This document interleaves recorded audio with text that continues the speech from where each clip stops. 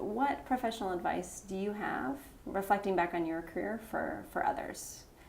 Women, men, just anybody that's wanting to understand what they want to do with their career. Well, I will say something that works really great professionally for me. I don't know if this is like professional advice, like how to get from A to B, but when you're in a place, own your everything.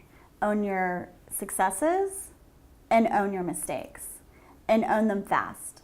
So be the first to admit when something is horrible, goes really wrong, and don't cast the blame on anyone but yourself. Because ultimately, even if it is, one of your team members that you're managing's, kind of responsibility, it is your, it is really your kind of like reputation too. So you need to own it. And so I make a lot of mistakes and I own them really fast. And I make a lot of, things that are great ideas, and I have a lot of successes, and I celebrate those, and I talk about them. I talk about them with my boss. I talk about them with the board. I remind people it's a great idea and where it came from, because a lot of times the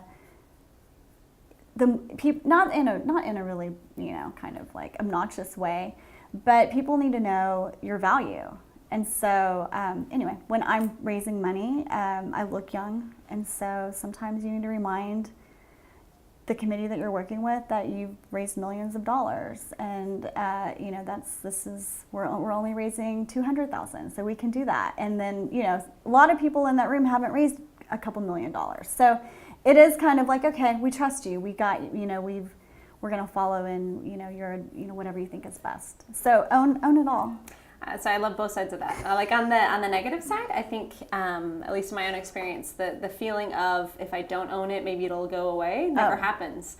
But I have been always amazed that once I can just admit it and I get into the habit of just admitting those mistakes, not only is it less painful or shameful for myself, but it's usually it's received in a much better way by management and other people in charge. Yeah, we're human, right? And we forget to err as human.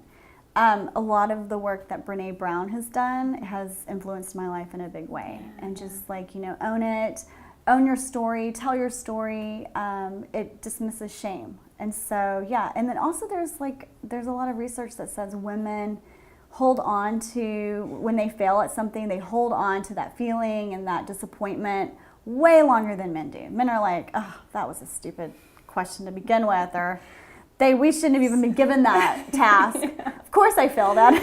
Yeah. So women are just we hold on to this in a lot of different, really personal ways. Mm-hmm. And so learning to let it go quickly is a skill I'm still learning, but trying my best to do. And on the positive side of that too, I love it, because research on women's studies would say exactly what you were talking about earlier, that we tend to want we think that other people are just going to notice the things that we do well instead of sharing it, and that we feel like, oh my gosh, that person's bragging, or it's too aggressive or obnoxious. Yeah. And that this is something that you can share and that you should be proud of, and that it's important that you make other people aware, because oftentimes it does go unnoticed, even if unintentional.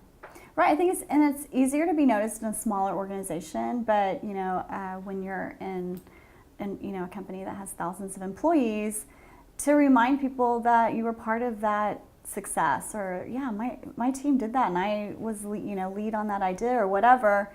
It's nice to be able to celebrate what you did. Mm-hmm. And sometimes managers, I know, it doesn't happen here at Girlstart, but take credit for other people's ideas, or they expect you to give you all your great ideas and then they're getting the promotion or whatever. I would just say own what you're bringing to the table, and also don't be afraid to approach their manager, in the sense of asking for what you're worth too. I negotiated a really large raise when, in the early days of Girlstart, when I was doing everything, and basically I took every job that I was doing, I had marketing, volunteer coordination, program direction, fundraising, I had all these little pots of kind of categories, and I did the percentage of my time, the national average that people were getting paid for these jobs, and the percentage of that, and added it up, and it was it came to a $40,000 raise that I should have that year. And my boss at the time was like, oh my God, no way, we can't do this. This is ridiculous. Of course we can't give you a $40,000 raise. I'm like, okay, that's not what I'm asking for, but that's what I'm worth. And so then my ask was a lot lower than that, and it was significant, and I got it all. And so I think like being willing to, learn how to negotiate early is important, and not being afraid to get what you're worth too. So I teach professional development to master's students at UTSA, and what you just framed right there is part of the negotiation that like that's everything that I want them to do. I want them to be informed, and I want them to spend time doing research so that they really understand what that job, what the tasks, even if they don't have the job, what that value is, and to be confident in engaging in those situations and setting a stage where you enter into the conversation that you have authority to. And essentially by you coming in with that very high, you kind of leveled the playing field of that discussion, so that when you came in for your ask, it was actually much more reasonable. Right, and she still has that piece of paper, which cracks me up. I'm just like, this is awesome. She's like, Jilly, remember when you did that? Like, we still talk about it over wine. It's hilarious. It's funny now. It was a big deal then. I'm sure it was. I was scared to death. But back to that fearless. You have to act fearless, even if you don't feel that way all the time. And I wasn't threatening to walk away. I wasn't like, if I don't get this, I'm leaving. I was like, this is what I want. This is what I want. And I just repeated that, this is what I want. And she knew, for me to keep this talent, this is what it's going to take. It wasn't ever like a threat. I'm going to walk away. It wasn't out of anger, out of, frustration. It was like, this is what I want. And if you can't do it, I understand.